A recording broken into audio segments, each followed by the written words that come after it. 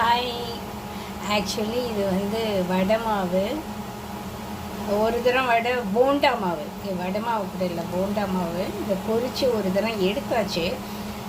திடீர்னு அஸ்வின் வந்து இன்றைக்கி என் ஃப்ரெண்ட்ஸ் எல்லாம் சாய் குடிக்க வராங்க, அதுக்கு ஏதாவது ஒரு சின்ன ஸ்நாக்ஸ் பண்ணு அப்படின்னா, நான் வந்து இந்த போண்டா மாவை கொஞ்சம் எடுத்து வச்சுருந்தேன் ஃப்ரிட்ஜில். டக்குன்னு அதை போட்டு இன்றைக்கி போண்டா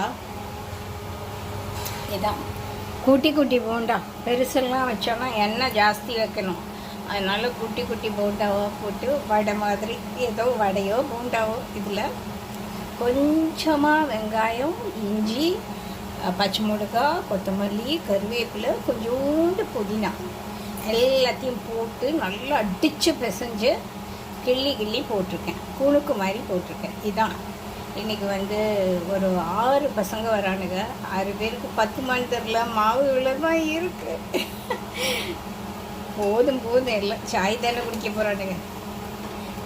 சண்டேக்கு தான் வந்து ஃபுல் பார்ட்டி வைக்கிறாங்க.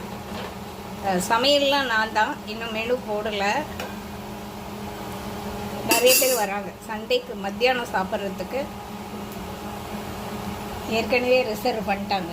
ஒரு 6லேருந்து 8 பேர் வரும். அதுக்கு ஏற்ற மாதிரி லன்ச் ப்ரிப்பேர் பண்ணுமா அப்படின்னு சொல்லியிருக்கான். நான் இன்னும் மெனு போடவே இல்லை. சரி, நாளைக்கு ஒரு நாள் இருக்குது லீஷராக, அதை போட்டுக்கலாம் அப்படின்னு விட்டுட்டேன். Bye. Enjoy with mini bonda. Bye.